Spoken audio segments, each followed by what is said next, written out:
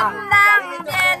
nó hộp ba xa là ta đu hà rịp lại là quỷ phải ta bù đông lại xa tuần là bình ta năm thọ nhàn là đông lại xa blan bình ta năm bờ đường là ông thu tuần là nhà nước rệ lẹ hết rồi. Quan là tôi chết nhiều tục lên rồi cáo tục lên rồi à tục lên nó đắp mình này ôi đến ngân bò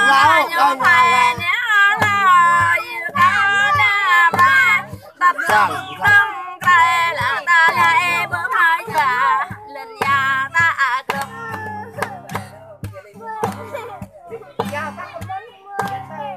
thầy mà nụ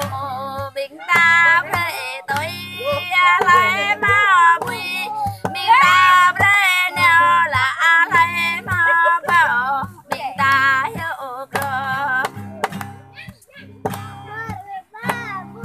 thầy mà mùa bình ta đừng cay cay đừng cay là bình ta đừng cay ông cay đừng cay là bình ta đừng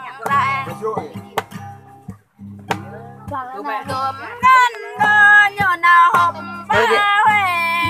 đêm nào hộp ba xa là ta đua hà đêm play lại tôi loài ta bồ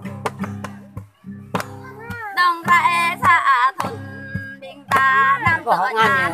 đông lại xa blan bình ta năm bờ đun là ô khu thôn nhà nước rệ lẹ một đi phía Dừng vậy.